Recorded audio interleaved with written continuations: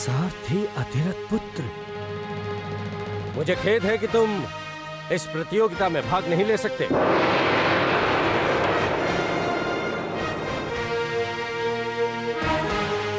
क्यों? मैं इस प्रतियोगिता में भाग क्यों नहीं ले सकता गुरुवर? क्योंकि ये प्रतियोगिता केवल राजपुत्रों तक ही सीमित है। इसमें किसी और के लिए कोई भी स्थान नहीं है।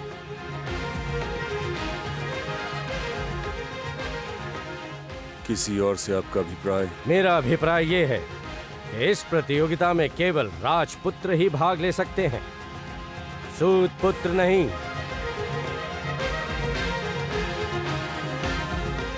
क्या वीरता केवल राजपुत्रों का एक अधिकार है गुरुवर? नहीं, ये प्रदर्शन का नहीं, प्रतियोगिता के नियम का प्रश्न है। आप ये क्यों नहीं कहते कि आप पक्षपात कर रहे हैं? आपने पहले से ही निर्णय कर लिया था कि अर्जुन को सर्वश्रेष्ठ योद्धा घोषित कर दिया जाएगा। नहीं, केवल इतना निर्णय लिया गया था कि इस प्रतियोगिता में केवल राजकुमार तथा राजनरेश ही भाग ले सकते हैं, और तुम न तो राजकुमार हो और न ही राजनरेश। इसलिए तुम इस प्रतियोगिता में भाग नहीं ले सकते।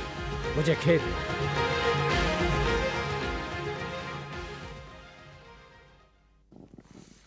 हे गुरुदेव, मेरा निवेदन स्वीकार कीजिए।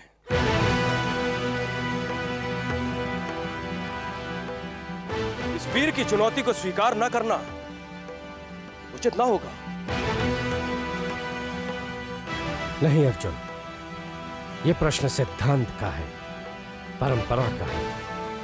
इसे न मैं स्वयं तोड़ूंगा, न किसी और को तोड़ने की अनुमति दूंगा। हे अधिरथ पुत्र, मुझे खेद है कि तुम इस प्रतियोगिता में हिस्सा नहीं ले सकते, परंतु इस भरी सभा में मैं तुम्हारी चुनौती स्वीकार करता हूं।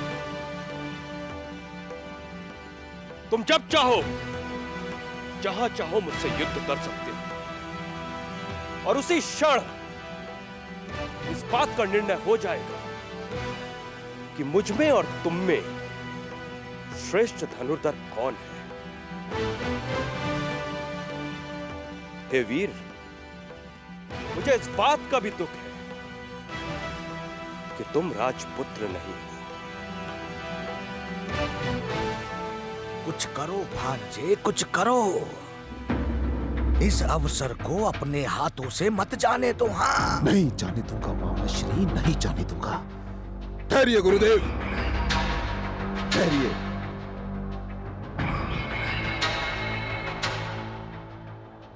यदि इस प्रतियोगिता के नियम अनुसार यह आवश्यक है कि इस प्रतियोगिता में केवल राजकुमार और राजनरेश भाग ले सकते हैं, तो मैं कुछ कहना चाहूंगा।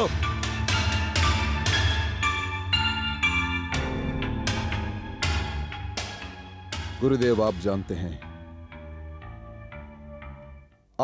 हैं पितामह, आप भी जानते हैं पिताश्री, आप सब जानते हैं सब, कि मैंने अपने बाहुबल से अंग देश को जीता है, अपने बाहुबल से।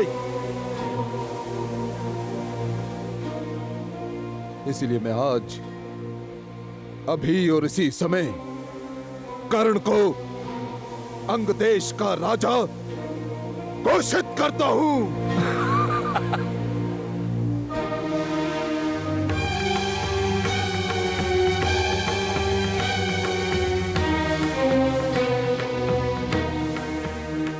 आज से कर्ण केवल कर्ण नहीं, अंगराज कर्ण है। अवश्य।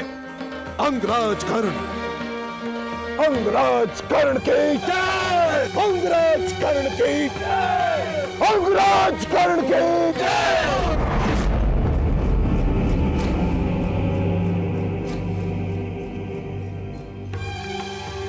गुरुदेव,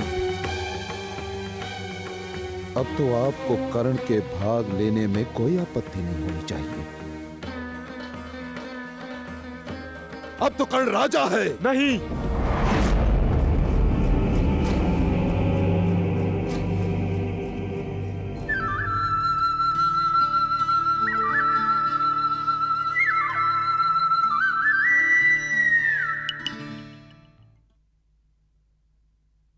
कर्ण राजा नहीं है।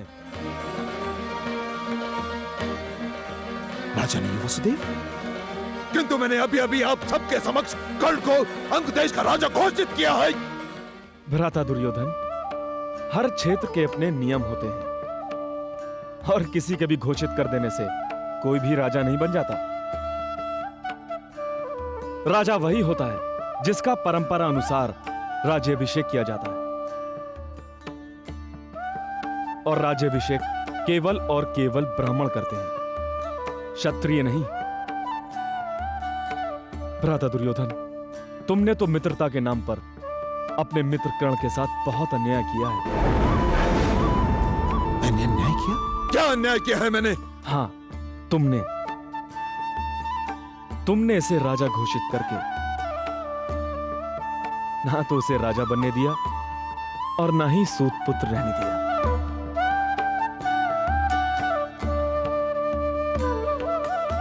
मैं स्वयं इस नवयुवक को देखकर अत्यंत प्रभावित हुआ और इसके इस प्रतियोगिता में भाग लेने के बारे में विचार भी कर रहा था और स्वयं गुरु द्रोणाचार्य से विनती भी करने वाला था।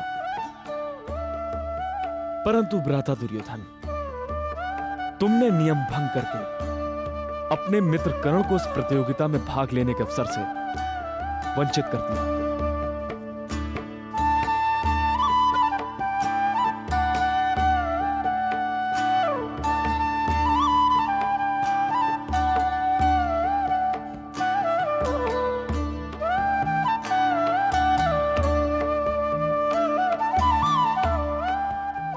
कर्ण अब इस प्रतियोगिता में भाग नहीं ले सकता। क्यों? क्यों नहीं ले सकता वसुदेव? क्यों नहीं ले सकता? मेरे मित्र सुयोधन, मैं तुम्हारा आभार जीवन भर नहीं भूलूंगा। आज से मेरा जीना, मेरा मरना तुम्हारे लिए होगा मित्र।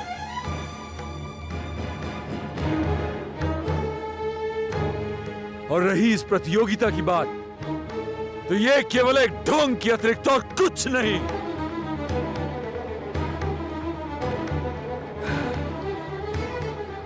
हस्तिनापुर वासियों, द्वारकाधीश कृष्ण अर्जुन को सर्वश्रेष्ठ योद्धा मान सकते हैं। गुरु द्रोणाचार्य अर्जुन को सर्वश्रेष्ठ योद्धा मान सकते हैं, परंतु मैं अर्जुन को सर्वश्रेष्ठ योद्धा नहीं मानूंगा। अर्जुन ये बात जान ले कि जब तक वो मेरी चुनौती स्वीकार नहीं करता, मुझसे युद्ध नहीं करता, मुझे पराजित नहीं करता, तब तक उसे स्वयं को श्रेष्ठ योद्धा मानना स्वयं से छल करना और संसार को छलने के समान।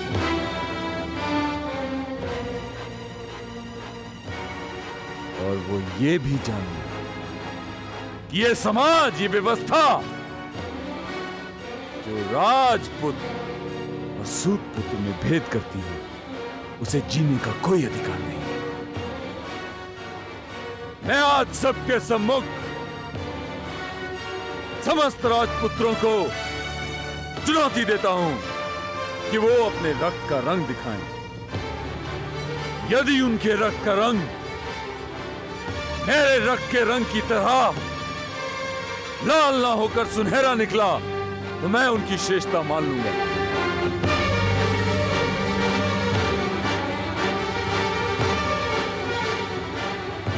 परंतु मैं जानता हूं वो ऐसा नहीं करेंगे, क्योंकि वो जानते हैं कि उनके रक्त का रंग लाल है।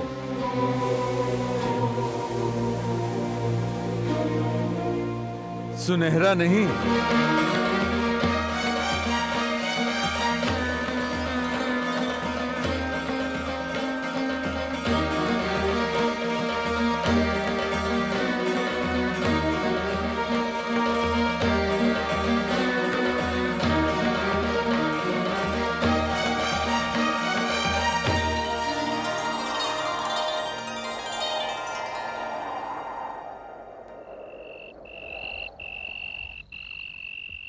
क्या बात है पुत्र? किस पर इतना क्रोध आ गया? स्वयं पर, सारे संसार पर। किंतु क्यों? अब तो तुम अंग देश के राजा बन गए हो। आज तो तुम्हारे जीवन का महान दिन है।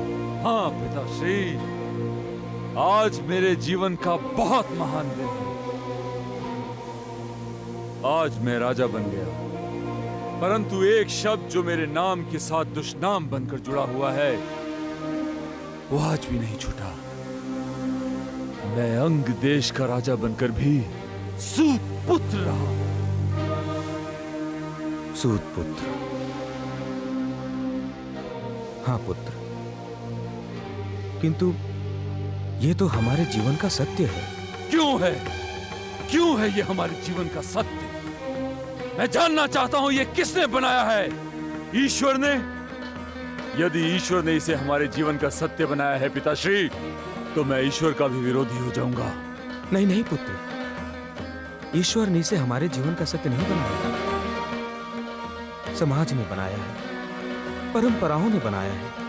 तो फिर सुन लीजिए पिताश्री, मैं उस समाज और परंपराओं के विरुद्ध युद्ध की घोषणा करता हूं, जिनके पास व्यक्ति के साहस, पौरुष और शौर्य का कोई महत्व नहीं।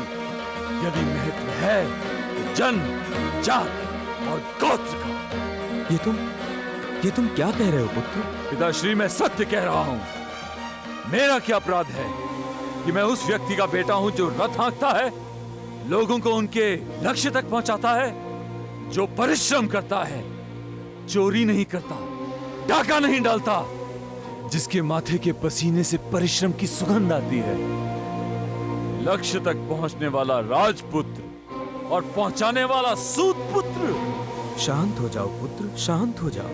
कैसे शांत हो जाऊं पिताश्री? कैसे शांत हो जाऊं?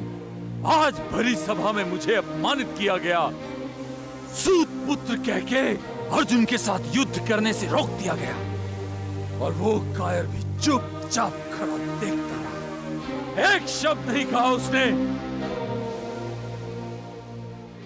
अधीर ना हुआ कर पुत्र, अधीर ना हुआ कर। तुम्हें अधीर देखकर मेरे हृदय के टुकड़े टुकड़े हो जाते हैं। कुछ नहीं माताश्री, बस यूं ही क्रोध आ गया किसी बात पर। मैं जानती हूँ पुत्र, इस क्रोध का कारण भली भांति जानती हूँ, इसीलिए डरती रहती हूँ। डर? तुम्हें किस बात का डर मां? कहीं इस क्रोध के कारण तुम इस घर को छोड़कर चले न जाओ, अपने नाम से सूत पुत्र का धब्बा मिटाने के लिए कहीं अपनी माँ को छोड़कर चले न जाओ। तुम्हें छोड़कर? अपनी माँ को छोड़कर? माँ के अतिरिक्त मेरे पास और है क्या? तुम्हारे आंचल की इच्छाओं ने जीवन की कड़कती धूप सहने का साहस दिया है माँ। तुम्हारी सौगंध, यदि ईश्वर भी मुझे कहे कि मैं तुम्हारे चरण छोड़ दूं तो मुझे स्वर्ग देंगे, तो मैं उनके स्वर्ग को ठुकरा दूंगा माँ। मुझे जीवन में जितना स्नेह मिला है वो तुमसे मिला है माँ, तुम ही से मिला है। हाँ, आज जो दुर्योधन ने दिया वो तुम्हारे अतिरिक्त और किसी ने नहीं दिया माँ। स्नेह, मित्रता। हाँ, ये सच है माँ कि मैं दुर्योधन के हाथों बिक गया। अब मेरे जीवन के केवल दो सत्य हैं, एक मेरा मित्र दुर्योधन और दूसरी मेरी प्यारी माँ।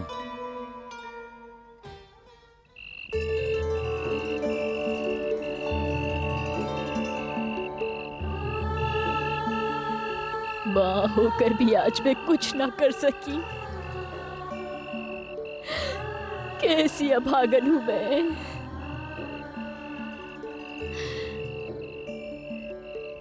सूर्यदेव, मैं तो विवश थी, परंतु आप तो सब कुछ देख रहे थे। आप भी मौन रहे। क्यों सूर्यदेव? ऐसा क्यों है? क्यों है ऐसा? कर्ण के जन्म का भेद किसी पर प्रकट नहीं होगा, स्वयं कर्ण पर भी नहीं। ये तो आप ही की इच्छा थी देवी। हाँ, परंतु मैं क्या जानती थी कि मेरे पुत्र को मेरे ही समक्ष अपमानित किया जाएगा और मैं कुछ ना कह सकूंगी। उसे सूत पुत्र कहकर पुकारा गया। मैं जानती हूँ सूर्यदेव, वो सूत पुत्र नहीं है, परंतु लोकलाज ने जैसे मेरी वाणी ही मुझसे छीन ली। मैं कुछ न कह सकी। सब विधि की विडंबना है, सब विधि की विडंबना है, परंतु क्या ये विडंबना जीवन भर उसका पीछा करती रहेगी? क्या वो मेरा पुत्र होकर भी कभी मुझे माँ कहकर नहीं पुकारेगा? कौंते की जगह राधे ही बना रहेगा वो सूर्यदेव। मेरे सब पुत्र पूर्ण रूप से सुरक्षित हैं। युधिष्ठिर के सिर पर धर्मराज की छाया है। भीम को पवन ने अपने आश्रय में ले रखा है। अर्जुन के सिर पर इंद्रदेव का हाथ है। बस केवल कर्ण है जिसे आश्रय देने वाला कोई भी नहीं है, जिससे सहानुभूति जताने वाला कोई भी नहीं है। सूर्यदेव, मेरे दंड को भोगने वाला मेरा लाल इस विशाल संसार में अकेला है, बिल्कुल अकेला है। असहाय है मेरा पुत्र।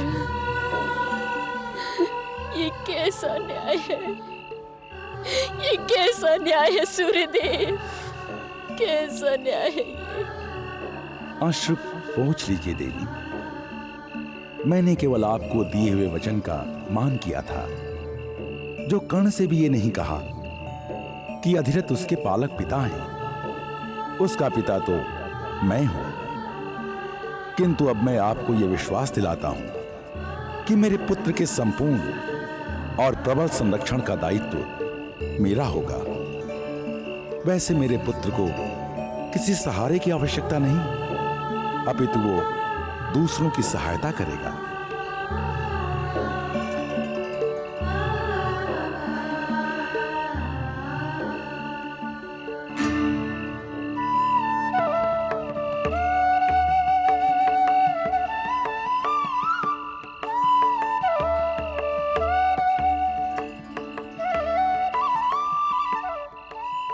केशव,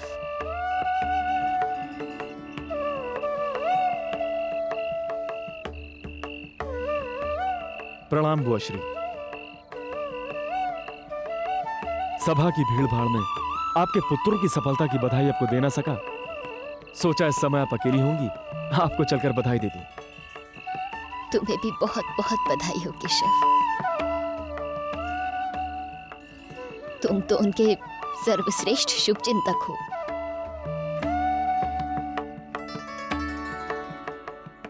परंतु बुआश्री, आपके मुख को देखकर तो ऐसा लग रहा है कि आप अब तक रो रही थी। कदाचित आप अपने अतीत में चली गई होंगी। संभवतः आप ये सोच रही होंगी कि यदि आज फूफाश्री जीवित होते तो वे ये देखकर कितना प्रसन्न होते कि वो अपने पुत्रों को जो देखना चाहते थे आज उन्होंने वही बनकर दिखा दिया, है ना बुआश्री? सत्य ही तुम ज्ञानी हो केशव। तुमने मेरी आंखों से मेरे मन की व्यथा जान ली। बुआश्री, ज्ञानी की दृष्टि और सत्य में वही नाता होता है जो एक माता और पुत्र के बीच होता है।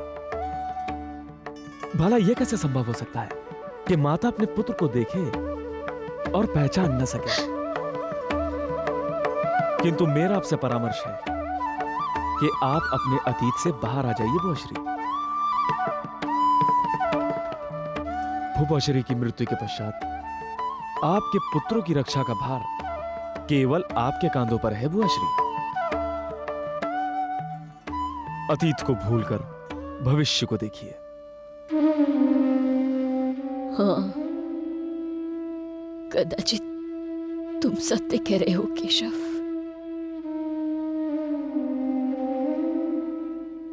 बुआश्री, आज जो कुछ भी हुआ मुझे उसका भी खेद है। बुआश्री, मुझे ज्ञात है कि आपको उसका भी दुख है।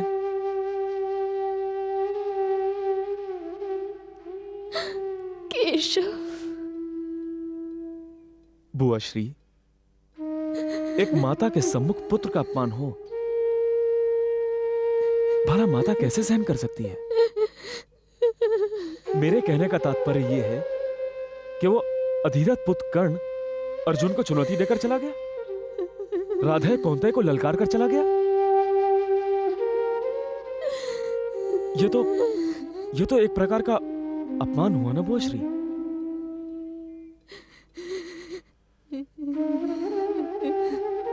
किंतु बुआश्री, मैं आपको इस बात का आश्वासन देता हूं कि मेरे रहते अर्जुन को कोई भी हानि नहीं पहुंचा सकता। हाँ, मैं तो आपसे विदा लेने आया था। द्वारिका में सब मेरी प्रतीक्षा कर रहे होंगे।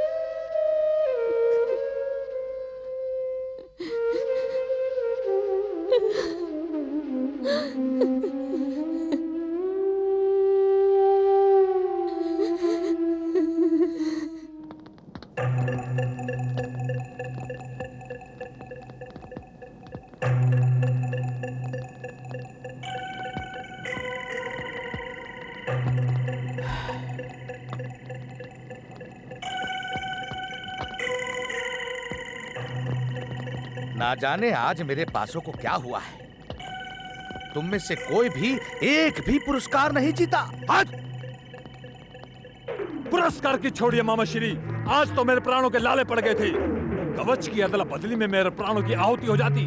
वो तो भाग्य से भाला हल्के हाथों से फेंका गया था। यदि भारी हाथों से भी भाला फेंका गया होता तो क्या बिगड़ जाता तुम्हारा? क्या बिगड़ जाता मामा श्री?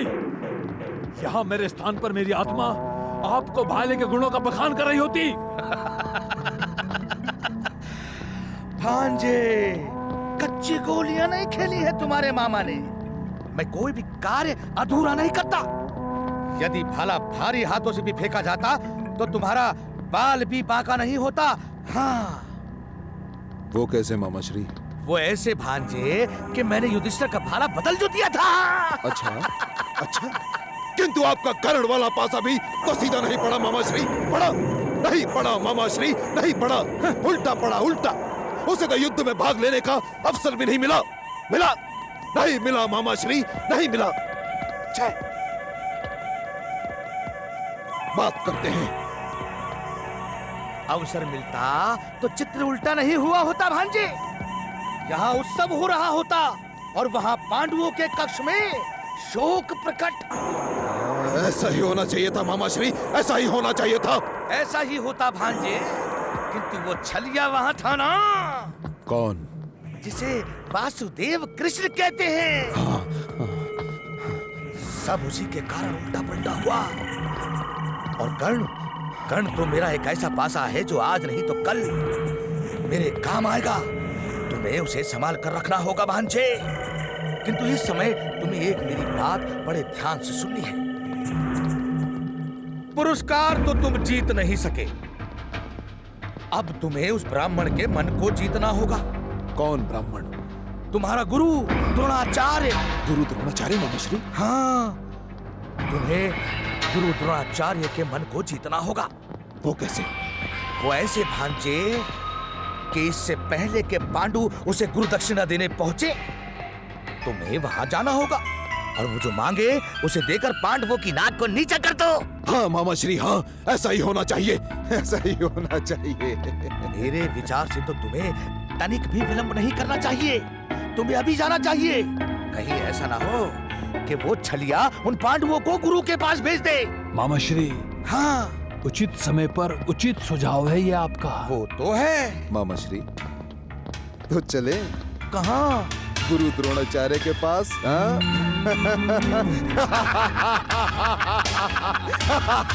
भांजे बड़े नटखट हैं। चलो।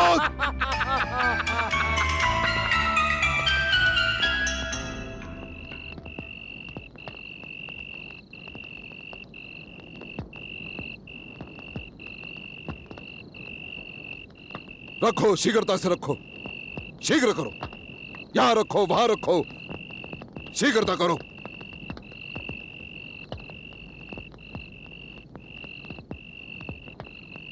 प्रणाम रुद्रद्रोण।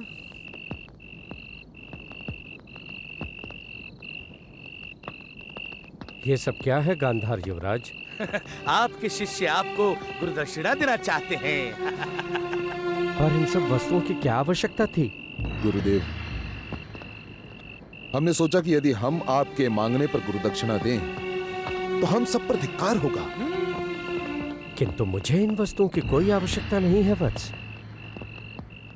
यदि फिर भी गुरु दक्षिणा देना चाहते ही हैं, तो इतनी रात गए कष्ट करने की क्या आवश्यकता थी? घोर भय आ सकते थे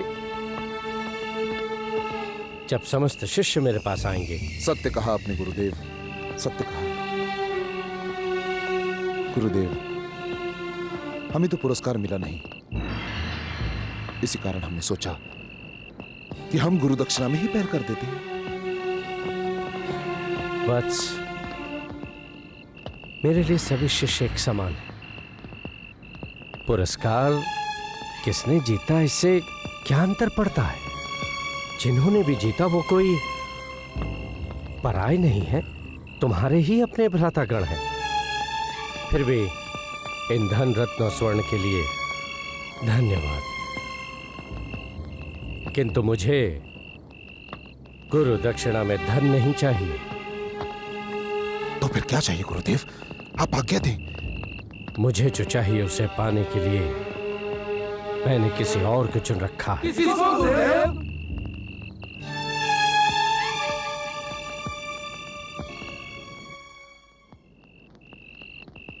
अर्जुन को। यह कैसे हो सकता है गुरुदेव? शांत शांत भांजे, शांत।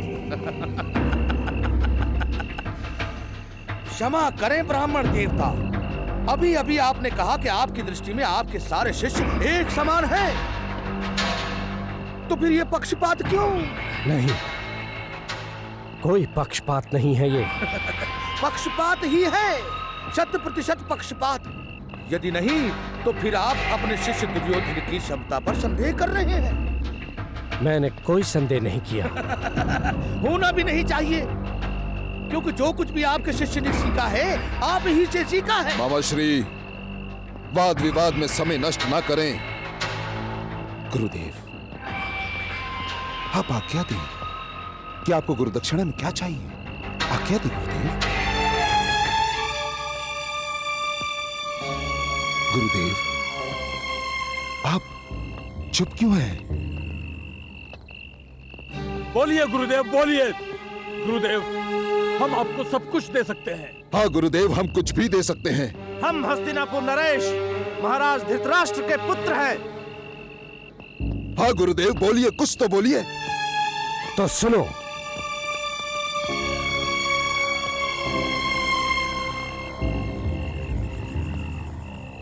गुरुदेव, हम आपकी वाणी की प्रतीक्षा कर रहे हैं। हाँ, मेरी गुरु दक्षिणा होगी कि तुम पांचाल नरेश द्रुपद को रस्सियों से बांधकर घसीटते हुए मेरे चरणों में लाकर डाल दोगे। ध्यान रहे, जीवित, और उसे किसी प्रकार की कोई हानि नहीं होनी चाहिए। बस इतनी सी बात गुरुदेव, बस इतनी सी बात।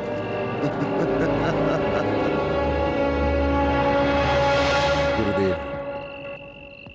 मैंने सोचा था कि आप गुरुदक्षिणा में ऐसा कुछ मांग लेंगे जिससे देना अत्यंत कठिन होगा, किंतु आपने जो मांगा वो आपके शिष्य दुर्योधन के लिए अत्यंत साधारण है। क्यों भांजे? हाँ मामा श्री,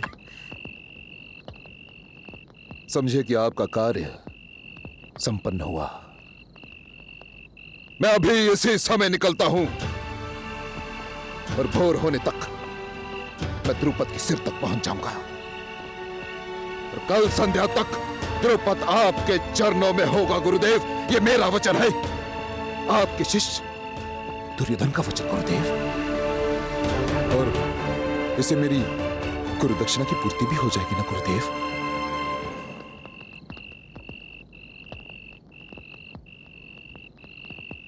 मुझे आशीर्वाद दे गुरुदेव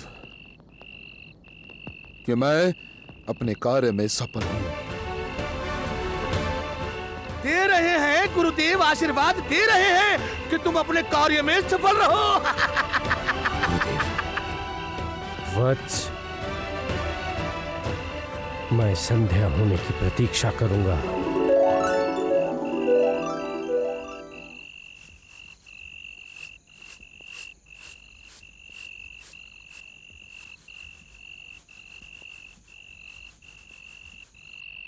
माँ, मुझे भूख लगी।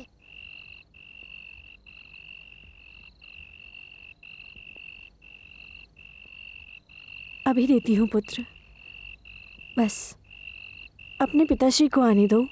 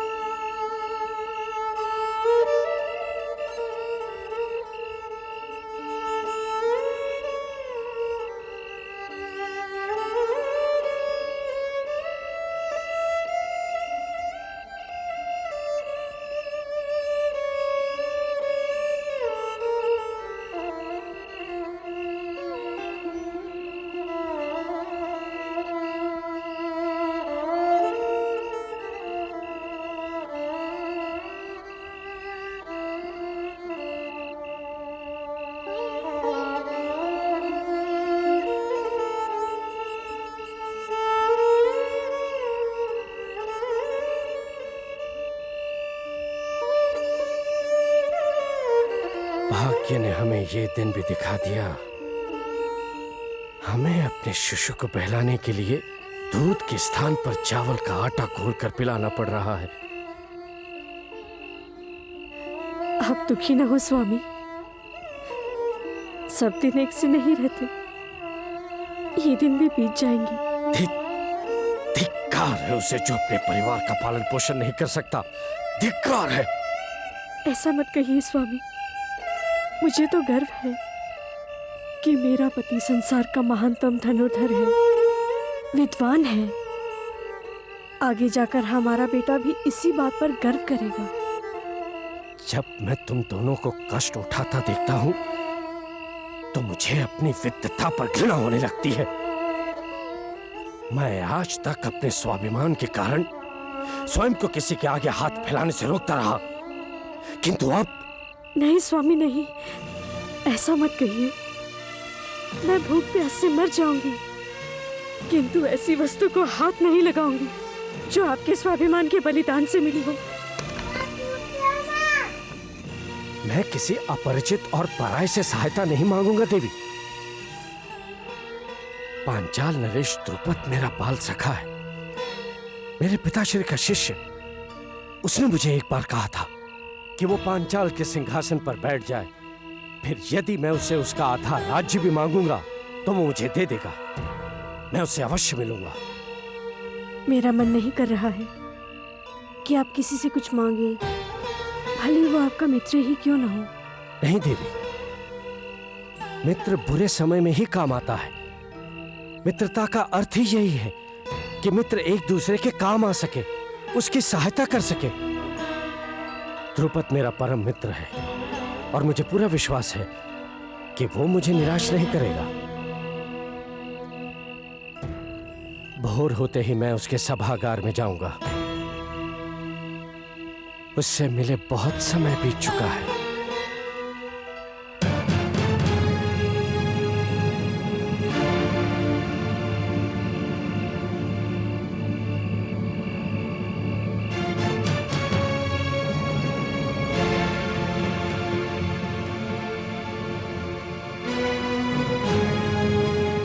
महाराज की जय हो। एक आगंतुक जो स्वयं को आपका मित्र बताता है, भेंट करने को इच्छुक है। मेरा मित्र? ठीक है, उसे आने दिया जाए। जो आज्ञा महाराज।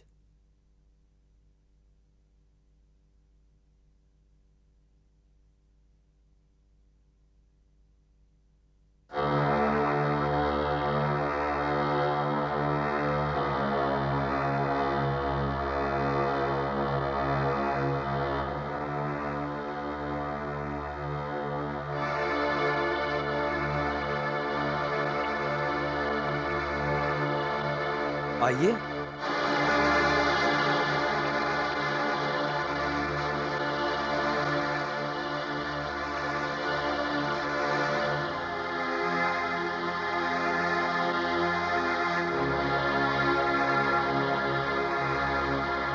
कौन हो तुम? ध्रुपद, तुम? क्षमा कीजिए, पांचाल नरेश कहें। ये सभागार का नियम है। ठीक है, ठीक है।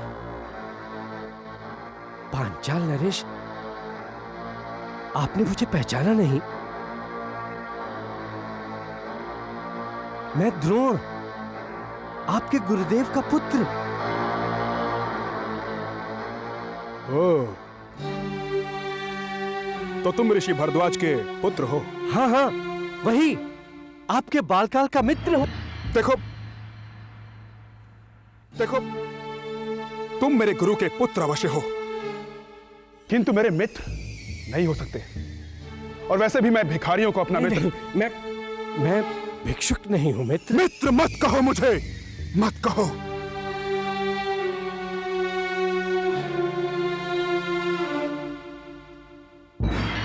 बोलो, क्या चाहते हो तुम? आपको स्मरण है, एक बार आपने मुझसे कहा था कि आप राजा बन जाएंगे तो मैं आपसे यदि आधा राज्य भी मांगूंगा तो आप मुझे दे देंगे। मैं आधा राज्य नहीं मांगता, किंतु किंतु कुछ न कुछ मांगना अवश्य चाहते हो। और अभी बड़े गर्व से कह रहे थे कि मैं भिक्षुक नहीं। बोलो, क्या चाहते हो तुम? और वैसे भी जो कुछ भी तुम मांगोगे वो भिक्षा ही तो होगी। नहीं नहीं, मैं फिर कहता हूं, मैं भिखारी नहीं हूं, केवल अपनी मित्रता। मैं तुमसे कितनी बार कह चुका हूं कि मैं तुम्हारा मित्र नहीं हूं।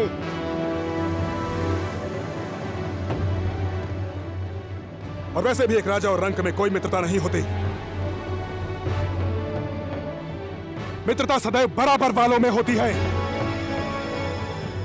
अब तुम यहां से चले जाओ, अन्यथा मुझे अपने सैनिकों से कहकर तुम्हें। नहीं नहीं,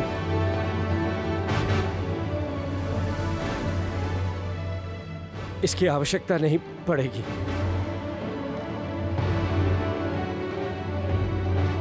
मैं स्वयं यहां से चले जाता हूं। मैंने यहां पर आकर बहुत बड़ी भूल की है, किंतु हे ध्रुपद, मैं अपने पिताश्री के शौर्य विद्वता की सौगंध लेकर कहता हूं कि एक दिन मैं अपने आप को तेरे बराबर बनाकर दिखाऊंगा। आज तूने मुझे भिखारी कहा है ना, एक दिन तू मेरे समक्ष भिखारी बनकर खड़ा होगा। और जब तक ऐसा नहीं होगा, तब तक मैं अपने लिए दिन का चैन और रात्रि की निद्रा को महापाप समझूंगा।